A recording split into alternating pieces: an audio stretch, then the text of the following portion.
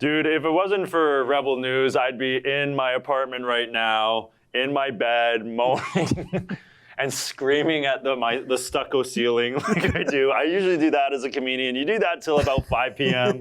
Then you roll over, write a few things on the old iPhone, get a call from your landlord saying the rent's due. You mute it, and then you get going. You do your shows, baby girl. Get it.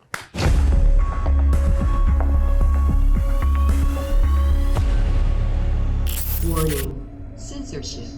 Warning, censorship. Atlas VPN is a tool that encrypts your data and virtual location. You connect to the VPN server, then your device is given a new IP and DNS address. You know, those things that you always need to know. The traffic is then encrypted and routed towards the VPN server. When that data and traffic arrives, the VPN server decrypts that info and allows the traffic to access the desired destination. So whichever country you select, you can get the websites from that location. Denmark, Sweden, Canada, America. If you want American Netflix, BBC iPlayer in the UK to watch Top Gear, HBO Max in the US to watch all those great shows, click the link in the description and you can get 86% off now and 3 months for free. Also, we want to thank our sponsors at Elevate.Farm. Elevate.Farm is a technology and IP-based indoor farm that produces traditional farm-grown equivalent products at wholesale market price with a global footprint. So please go to Elevate.Farm for more info or follow the links in the description for both of our sponsors. We need to start looking at these things from a less politicized perspective and just simply explore the science. I mean, you see these things being explored as actual science in the Nordic countries, and they're certainly very educated people, and they certainly know what they're talking about versus a couple of meatheads on CNN going on about how everything's horse dewormer or how, water is essentially used as engine coolant. I mean, if Joe Rogan said, oh, all I'm drinking is water, I'm just hydrating, they'll be like, oh, he used water sewage treatment. Like, that's what he used, sewage treatment material to get better. It's like, so what he's saying at all. I mean, this is a very cheap tactic. It's a way to, delegitimize anything that he's saying by simply calling it horse dewormer. I mean, it's been prescribed for many, many parasitic illnesses. It's used to treat worms. That's what it's for. A lot of poor people in poor countries, their kids have to take it because they got worms, right? They get worms in their food, and like flies.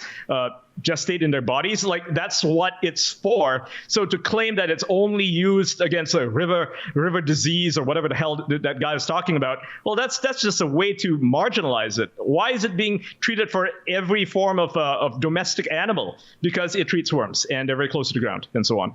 Hornets buzzing around in this country. Everywhere you look, there's another public health officer. Every city has one. Every region has one. Every province has one. There's oh my God, there's how many thousands of you are there? And they just utter something. And it's different from what they said a week ago. It'll be different in another week. And if they say it, is that law? Or do they have to put up a written press release? Or does it have to be an order? Like, they don't know what they're doing. The police often have a different set of rules every week or every month. And how do they enforce it? And what about exemptions, like for masks? It's such bad lawmaking, bad law enforcement. It was terrible when the police got involved to begin. Since when do police enforce health orders? Never. You're sending a SWAT team to take. I mean, let me refer you to the worst moment in that Arthur Pavlovsky. He had left his church. They could have picked him up at church. They know where his house is. They could have picked him up at his house.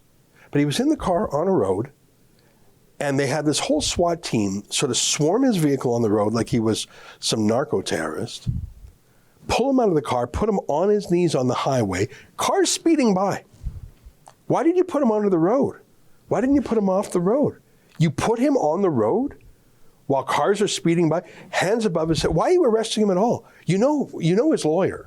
We've been paying his lawyer to talk to you cops for a year now. You wanted the shock and awe moment. You wanted to humiliate him. You wanted to justify your SWAT team budget. What the actual hell? And we've seen the slow authoritarian emergence. I think a lot of the good cops have either been reassigned or retired. And I think the worst cops are having the time of their lives. And everyone's become a bit of a mini cop, a snitch, an auxiliary, a brown shirt, a mask enforcer. In Alberta, unvaccinated people are not allowed to meet each other in private. Not even the Stasi would say that. And it's all a disgrace. So it's a very long way of saying we have immoral, unconstitutional laws, but we have judges who accept them. I think we're in the worst of times. Every part of society has failed. Every institution we would count on. Every government in Canada is for the lockdown, but so is every opposition party. Every mainstream media is in favor for it. Every lawyer, the civil liberties groups are silent. Every law professor, every institution in society is in support of this lockdown. It's madness and it's terrifying. Can we not have some diversity of opinion, for God's sakes? The left is supposedly like the anti-big business party. It's like, how much can you really say that you're a rebel when you are supporting the same people who are mandating things and making money hand over fist that you don't have a choice in taking? How can you say you're a rebel when you side with those people? So this whole like leftist rebellion against the big system, like that is dead. That is no longer around in this country. People would much rather, like Amala was saying, it's much easier to be a part of the majority, to be a part of the herd. If you don't have to think for yourself and you can leave it up to someone else to do that for you, then you're going to be a content person in many ways. Even if you're not a happy person, you can be content. And for most people, contentness and mediocrity is good enough for their lives. I mean, that's always like comedy is just like this tiny little part of what's actually going on in the world. So it's like, I don't want to pretend that I'm doing something more important than it is, but it is really, it's like, yeah, it's something that I feel like we were kind of saying, or me and my little crew of friends, we were saying like, 4 or 5 years ago, and then, kind of got popular doing it in America a year and a half, 2 years ago or whatever. You're watching like everyone else say that, and you're like, yeah, I mean, this is the stuff that, everyone was yelling at us for saying. And now everyone's kind of like, yeah, both sides are bad. And you're like, yeah, no shit. Like, you guys were all, I would say it's like a lot of people arguing over who gets to be like the teacher of a class. And you're kind of like, dude, who cares? You know what I mean? So I think that a lot of people got really wrapped up in it. And then now that, the Trump era is over, people are like coming out of the fog and going back to their like normal person, trying to be the normal person that they used to be. And everyone's like, yeah, we got a little carried away there. What am I seeing from men? I'm seeing men shun me. I'm seeing men say, put on a mask. I'm seeing men put masks on their families. You know what you guys are? You're losers. If you're a man and you put a mask on your wife and children, you are a loser. Look at yourself in the mirror and repeat after me. I am a loser. I do not mince words. I'm not here to coddle you, impress you. Canadians have been coddled enough. That's why we're in this mess. I had 41-year-old Canadian man call his mommy to call me because he was going to be crossing the border and he was scared. I talked to this guy's mother on the phone. I tell everybody, if you have a problem, call me. People call me 24 hours a day. Someone lands at the airport at 3:30 in the morning. I hear my phone ringing. I already know what it is, so I'll pick it up and I'll help them and make sure that they don't get detained and make sure they get through. So I have this lady call me, and I swear to God, I thought she was talking about like a 12 or 13-year-old boy that was on vacation for like a school trip or something. And then I asked her just out of the blue, I'm like, so how old is your son, by the way? 41.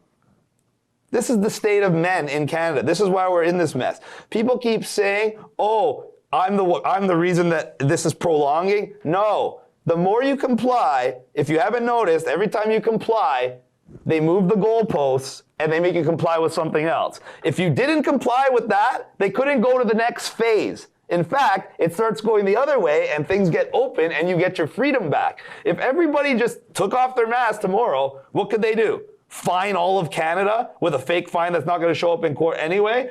If everybody opened their business tomorrow, what are they going to do?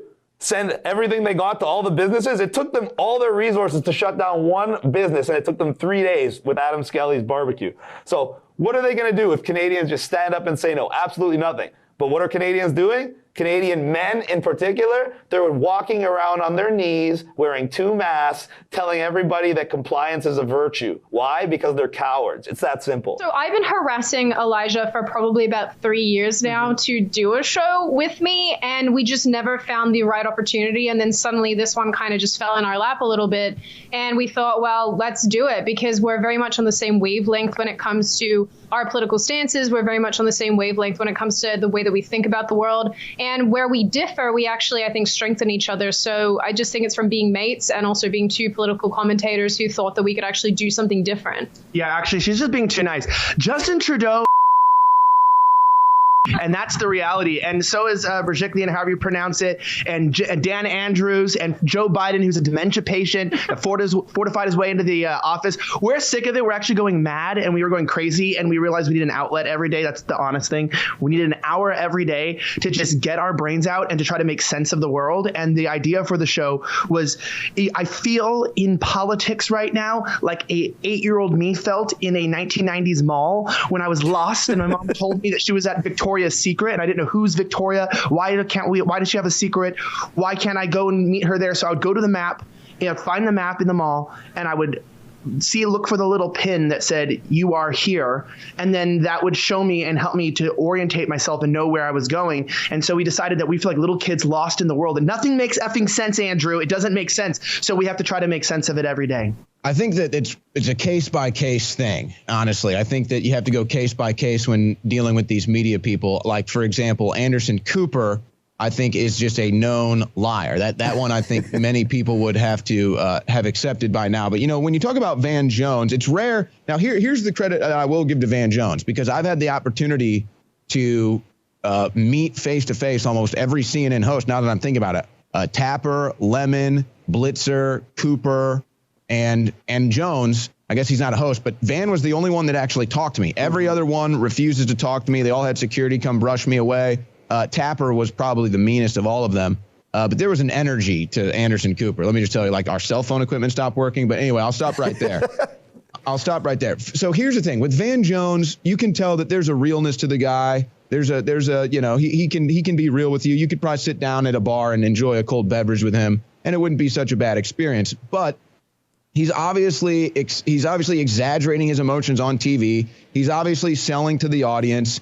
He's been caught on Project Veritas tape admitting that he knew Russian collusion was a fake story, but yet they ran with that for 3 years. So he doesn't have the most integrity, I would say, when it comes to being a reporter or a newsman, but he's smart enough to get by. He's smart enough to do what he needs to do to be successful on TV. He came out of the Obama administration. He's obviously a smart guy. But the funniest thing about that clip has to be the blatant hypocrisy of Van Jones saying Trump is a racial opportunist when that's everything CNN is. I mean, everything he just said is exactly what the liberal media does, whether it's George Floyd or Jacob Blake or Michael Brown and all the big lies that they tell. So, I mean, that's just incredible hypocrisy there from Van Jones. But I think Van Jones is probably the better way to describe his situation would be he's kind of an actor. He's more of an actor on TV. He's smart enough that he knows what to say, what not to say. And so he's been successful on CNN coming out of the Obama administration. And he knew Russian collusion was fake news, but he still talked about it. So that's kind of one example of just Van Jones. It makes me sick to my stomach every time I read another story of a young woman who went out for a jog or who lives alone in her apartment and is taken advantage of because of the known factual biological differences between men and women. I have a concealed carry permit here in the United States, and I do carry a personal firearm for protection. That's a decision that I made on my own, but I can tell you there are dozens of people in my own life, conservative and liberal alike, who have made the same decision. And I think when we can remove this political stigma associated with the Second Amendment, we know that this is a human rights problem, not just a political one. And the Second Amendment was created to allow for protection for all Americans, regardless of who you vote for. They're purposely making us, or recklessly making us, fat, stupid, lazy, and addicted to pharmacy products. And this pandemic is really just all these agencies, all these industries, and all of these politicians who are wildly sold out and don't give a crap about your health, running rampant all over your Constitution, your freedom, your rights, your family, your physical health, your mental health, and your psychological health. And it's disgusting that both parties seem to play into it. All they have to do, run an obesity ticker on Fox News and say, more people are dying from this, and say, listen, it's not healthy. Even the Republicans that are the freedom fighters, they say, well, we're going to quarantine the elderly. It's not healthy to quarantine the elderly. They need to move. They need to see human interaction. They're killing people. It's not you're killing grandma without a mask. The politicians, the pharmacy industry, and these lockdown fanatics on both sides are killing elderly, and they're treating kids like animals and slaves and psychologically abusing them. It's so gross what's happening, and I can't fathom why they won't talk about it, but I will. So, you have to wear a face covering when you go skiing, and it's just silly because when you're skiing, you are outdoors, your equipment kind of makes you not near other people, you're wearing gloves, etc. And so for 1 second, I wanted to take down, I think it's called a snood, my snood, because it was just gross. Like when you're skiing, it gets wet, it gets snowy, it like your snot is in it. Like I don't want to have that on my face. So I pull it down and immediately, you know, the woman's like, you need to put your mask on. Like, God, they just love it. And it's the women, in my case, always women telling me what to do. Is this bad for the party, for the Republican Party, or is it better, do you think, to pitch to a wider tent of people and try to bring more ideas into the party? This has to be the worst marketing plan I've ever seen by any political party in the history of mankind. But even as just a marketing plan, I think less than 1 million people, less than 1 million gay people voted for Trump last election, right? And let me just ask a simple mathematical question. How much of the GOP base do you think are Christians? 70%? 70% probably. Now, let's say, of course, most Christians are not real biblical Christians. Let's be honest. Most of them are just soft anyway. Let's get something clear. Let's just say a small number. Let's say 15% of that Christian base are Christians like me that's not going to support that type of stuff. Let's just say 10. Say 10. It's still probably quadruple the amount of that gay portion you're trying to pander to. The math is not on your side. Doing that makes no sense. You're going to lose every election to ever exist because you're trying to out-left the left. Who told you that was a good marketing plan? I think my camera went blurry, my bad. But who told you that it was a good marketing plan to go against math, to go against simple math? That's insane to me. You got people like Lady Maga. This person is literally, have you seen Lady Maga in real life? No, not in real life, no. Bro, 6'3", 6'4" with heels on, with a dress on. We could have had. Dennis Rodman did do that, if you recall. But let's be honest, something is wrong with Dennis Rodman. Would you support a third party coming out of the woods because of this? Yes, period. Okay. We needed a movement because I'm gonna tell you the truth. Because here's the thing: the GOP is where the Democrats were 6 years ago. Mm-hmm. They're going far left. It's not right versus left no more. It's the left versus far left now. And if they continue going this way, I'm not supporting nobody like that. Period. Point blank. I will not compromise my faith in the name of politics because that's denying God before man, which I won't do. So there had to be a third party because I'm willing to not vote. I don't vote for the lesser of two evils. That sounds like stupidity to me. I vote for what's right. So if nobody is right, I'm not voting. So. And a lot of people, even on my channel, aren't really comfortable with this answer because the right or the dialogue on the right has been so consumed with this idea of small government. Let private businesses do what they want. But like, here's the thing. We know that we don't have any representation left in the culture. And we know that we can't necessarily expect every person working for these companies to really make a stand because they'll get fired. And then like what, that you want them to go down and die on this hill and then not be able to provide for their families? Of course not. The way I see it is that we only have, I used to estimate about 10 to 15 years before things would basically be irreparable. Now I'm thinking more like 7. The only institution that we could occupy within the appropriate time frame, and then also as far as how easy it is, would be government. We don't have time to take back Hollywood or education. We don't have time to take back corporations and convince them that what they're doing is ultimately destructive to the free markets that foster them. And so what we could do, though, is win elections for the time being, maybe not federal anymore, but you could win state elections. Like we control like what in America, 26 state governments, but conservatives are still complaining about their freedoms and everything. It's like you have the power to stop that under the 10th Amendment in terms of like COVID restrictions. But even with this, like if you were to say raise taxes specifically on businesses who are propagating this like neo-Marxist woke propaganda, that would eventually, I think, incentivize them to at least tone it down. And so then this gets into the, are we ready to wield power effectively as conservatives and abandon this naive sophomoric idea of the power vacuum for the power vacuum's sake, which inexorably is filled with forces that ultimately want to eliminate your representation in that vacuum or even on the sidelines of it? Or do we want to basically sit idly by and allow the destruction of our country to happen through this sort of corporate consolidation of this like homogenous narrative of woke. And if you deviate, you can't even patronize these businesses anymore. You can't attend the schools anymore. They literally, to borrow a term from our friends on the left, will other you in society to where you eventually will have to conform. And even if you don't conform, who cares? You're 1%. You have no power left. Until I'm forced to, I'm not going to get the vaccine.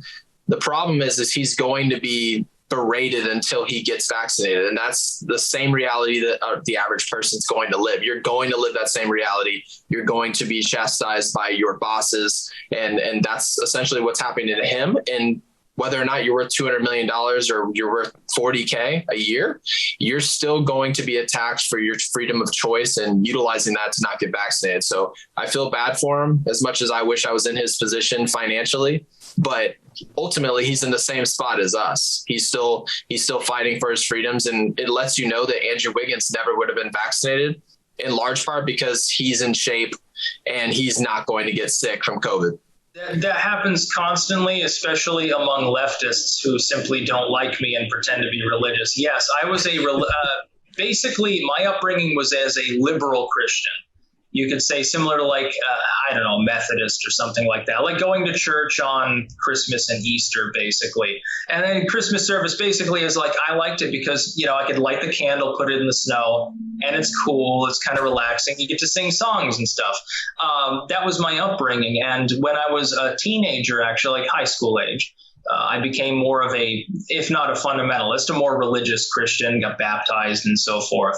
But what I realized, and a lot of people would chalk that up to Marxist indoctrination in college, but it was actually before that. I stopped believing in that. I started reading more about not just science, because science doesn't necessarily not mesh with Christianity in many ways, but the occult. I thought about my own spiritual experiences. And for a while, I was in sort of atheism. I had lost my faith, so to speak. But I didn't like the vacuous nature of straight line atheism. And so Satanism, in the sense that I followed it, was literally just atheism, but with rituals. It's basically a mockery of Catholicism more than anything. If you've read Anton LaVey's Satanic Bible, it's fairly straightforward. And there is actually a proto-libertarian methodology behind it by design. What I realized after that, though, and I left Satanism behind, I think almost a decade ago, is that Satanism is also vacuous. It's a great psychological stepping stone, potentially, but it's not for everyone. I don't encourage people to become members of the Church of Satan. I certainly never was, or anything like that. And I've decided to just sort of be an occultist, which is to say that I search for truth. And I think the search is more important than actually finding anything. It's the entertainment behind it. The story, once you've fully read it, is no longer entertaining. You can go back and read it again, but you know how it ends. I look at it as sort of like reading an eternal story that doesn't have any end.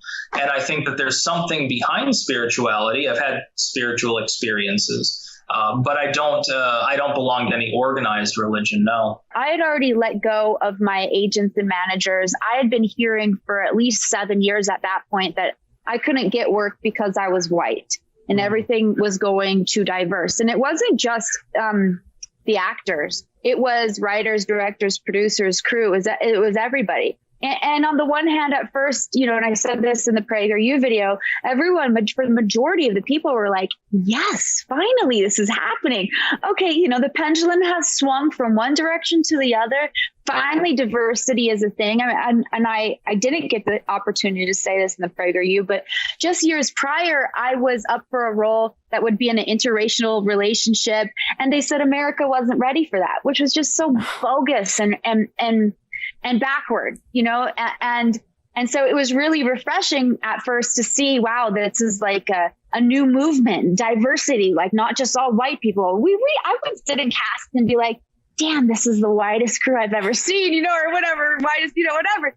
So it was awesome to see that, but then to come to find out that it was an inorganic process intentionally designed to control narrative, to create social awakening that was just not so much an awakening, but a a spell. I keep using this word, but it's programming, right? So not only are you not supposed to say anything, and we were all talking to one another quietly, secretly, without, not publicly. So writers were talking to other writers. And what was unfortunate was that even, say, Black directors, I know a Black director friend who was speaking with a white director friend, and the white director friend's like, I can't get any work because I'm white. And the Black director friend's like, I can only get Black content films because I'm Black. And it's just, again, this goes to the inorganicness. This is not how humans evolved. It's all contrived and really mechanical in this bizarre, icky way. I didn't predict Chris Sky and Adam Skelly getting this much popular. In fact, Chris Sky got so much popular, his video with you in the studio got translated into Turkish and got thousands and thousands of views in Turkey. And I'm also a translator. I worked as a translator. I translated I translated not only for personal stuff. I like translating books, music, words, and everything. Also humor, sense of humor. So in Turkey, that's what I was doing. I was kind of bringing the Western sense of humor to Turkey. And I believe that's why it also gained a lot of attention, because the youth in Turkey is very westernized. Like, how can you not be? Because on the internet, the TV and everything. And there's the counterculture is not us. The counterculture is the rulers of Turkey, the dominant ideology, the dominant belief in Turkey. They are the counterculture. They are countering the youth. We're not countering them. See. And right now they are dominant, but they're not dominant if you don't allow them to be dominant in your mind. Half the population is still overweight or obese. So I think more than half. I think I'm being quite conservative there. So something isn't working. And the truth is, every book, movie, piece of music has, there aren't brand new ideas out there really. But as a messenger, you can lay out your message in a particular way that resonates with certain people. I've had people message me saying, hey man, I've read like 10 or 15 different fitness books, and yours is the one where it just clicked for me, right? It's simple, it's concise. I'm not trying to overload and overwhelm people with all these technical terms and tons of data and science and all of that. It's just like a very practical guide. You can just read it and be like, okay, I know what to do to reach my goal. This is what I need to hit. This is what I need to eat. This is the kind of training I should do. So that's why I wrote it, really just to help people out. And I'm glad it's been doing that. I noticed you tweeting, I think this week, within the last couple of days, a correlation between the type of people who don't work out and the type of people that do. Have you legitimately found a correlation, do you think, of people who, never have any type of exercise, maybe as a matter of on purpose? Yes, I have. Absolutely. What would that be? Because people who train hard in any discipline, obviously with me, I'm big on strength training, lifting weights, resistance training, but it's all about personal responsibility and accountability and discipline and hard work and perseverance. So if you apply that in that area, it spills over into other aspects of your life, right? There's no socialism. There's no jacked socialism, right? It's not like, oh, I work out and my muscles get taxed and they go to somebody else and they get some of my gains. It's just like, no, it's totally individual, 100% level playing field. The weights weigh the same thing every time you go into the gym, etc. And there's no, that's what it is. There's not even a team. It's just you versus the weights. So I think that mentality does tend to lead people. It filters out into other aspects of their life, into their careers, into some of their socio-political beliefs, etc. I mean, that can even be measured. That could even be studied. And yeah, it's obviously when I say things like that, I'm being slightly tongue-in-cheek, but there's also truth to it. Like, you're not going to see a lot of I've never seen a jacked socialist. I'm not even saying that to be mean. I'm just being like, that's a thing, right? I've never seen they tend to have a particular physique, right? And they're not someone who, you know, they'll be talking trash on Twitter all day, but you're looking at these people and I'm like, okay, none of you lift, right? And I don't think that's, I think there's They're lifting spirit, Zuby, okay? They're not lifting anything. So I say it in that sense, but there's also truth to it. So yeah, it's one of those ones why I think that maybe that's why that resonated a little. And so yeah, anything I do ends up having giant views, giant ratings, and so it's like, oh, people can't have that. They can't just have somebody shooting from the hip, telling it like it is. You know, they just can't have that. And so yeah, now it's like weird. I'm like suppressed, but then it makes it kind of trickle out, and people even want it more. So I think I get more than my due of people thinking I'm, you know, a good guy. I mean, I am a good guy. I do tell the truth. I make mistakes sometimes, but I don't ever want what I really do to get overshadowed by hype. And I think only their deplatforming me has, because I'll even say some stupid stuff when I'm on a show, and I don't even mean it as a joke, and then people listen to it, and then like it's Nostradamus. They like turn it into something really, oh God, you get the deepness of that. And no, the truth was I was drunk and, you know, had a huge toothache, but it's pretty crazy. Thanks for watching another episode of Andrew Says. If you want exclusive content, go to rebelnewsplus.com, where we talk about topics we're not allowed to show you on social media.